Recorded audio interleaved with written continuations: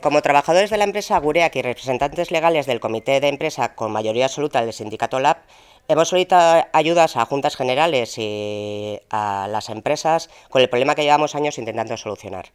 La empresa tiene contratada a Mutualia para las contingencias laborales. Tenemos problemas para que las personas con diversidad funcional nos concedan una baja laboral.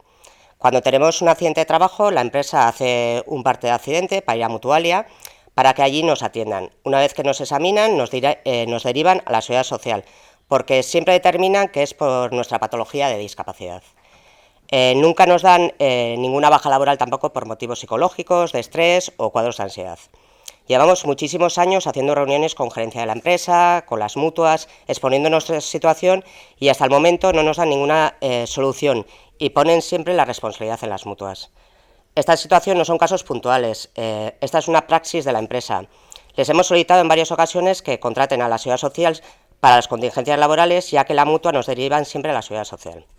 El problema que hay cuando nos dan una baja laboral y nos derivan a la Seguridad Social para que nos den una baja común, los trabajadores en ocasiones por precariedad salarial tienen que vivir con 600 euros, dependiendo del porcentaje que tienen negociados en convenios colectivos. Por dicha situación se ven obligados a coger alta voluntaria en unas condiciones pésimas. La legislación vigente nos da la opción de hacer un cambio de contingencia, pero por desgracia esta opción la desconocen muchos trabajadores, dado que los perfiles en los cuales trabaja Gureak son perfiles muy bajos. En la mayoría de las situaciones no nos informan de dicha situación.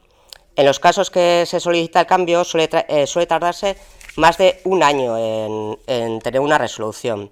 Tienen que contratar a un abogado y, como os he comentado antes, por la situación y la precariedad laboral del dinero, no tienen capacidad de hacerlo. Y nosotros, de todas estas situaciones, nos solemos enterar de un 1% de las situaciones. Guztionen aurrean, zerbait azaldu behar balin bada da, labeko delegatuek eta egiturak ere hainbat negoziak eta prozesu abian ipini dituela enpresarekin irtenbide bat bilatzeko, egoerari irtenbide bat bilatzeko. Eta ez da modurik izan. Eta zerbait ikusi balin badugu prozesu honetan da, enpresak Mutualia baliatu duela, beak sortutako laneko arriskuei bizkar emateko eta erantzunkizuna ez hartzeko. Hau honela, planteatu ginen modu oso logikoan, aintzat hartuta Gureaken finantziazioaren gehiena publikoa dela, eta hortik diputazioarena dela gainea, diputazioarena den organo kontrola eta organo legelariaren gana joatea, hau da, Gipuzkoako batzar nagusietara. Ronda bat planteatu zen alderdi ezberdinekin, eta azpimarratu nahi ginukena da alderdi guztiek hartu gintuztela PNV-ek izan ezik. PNV-ek ez gintun entzun ere egin nahi lehen instantziatik. Jarraian, EH Bilduk dinamizautako agerraldi bat izan zen batzordean, non gure delegatuek azaldu ahal izan zituzten kasu ezberdinak eta pairatzen dituzten egoera larri horiek. Kontingentzia profesionalak ez errekonozitzearen egoera horiek ez soilik gaixotasun profesionali dagokionez, horretan ohituago egon gaitezke, iruzur mota horretara, baina baita ere, euren aniztasun funtzionala baliatuta lan istripuen ez errekonozitze horretara.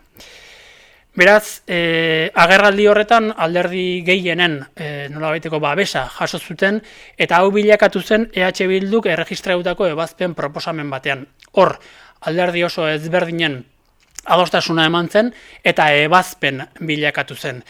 Adierazi behar da, PNV-ek eta PS-ek honen aurka, hau da langileen interesen aurka bozkatu zutela, baina gainerako alderdi guztiek alde. Beraz, gehiengo osoz ebazpena bilakatu zen, eta ebazpenak honako hau dio. Batetik, mutuak kanpo geldituko liratekeela. Beraz, aurrerantzean, Gipuzkoako Foru Aldundiak aterako dituen kontrolazio plegu horiek, barne bildu behar dute pleguetara edo sartuko diren enpresa horiek kontingentzia arrunten kontrola, baina baita kontingentzia profesionalak eurak ere gizarte segurantzarekin kontrolatu beharko dituztela zuzenean, legeak eskaintzen duen aukera hori baliatuz, eta beraz, familia medikuak ebatziko duela kalteak profesionalak diran edo arruntak diran. Hori lehenengo, beraz, honekin mutuak ekuaziotik kanpo geldituko lirateke eta esan bezala, termino sanitarioetan soilik hartatuko lituzke medikuak gure langileak. Eta bigarren puntua oso argia da.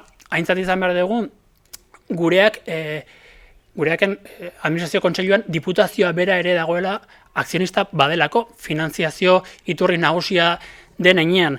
Beraz, ebazpenak ere eskatzen du bertan kontrola ematea eta gauzak behardan bezala egitea.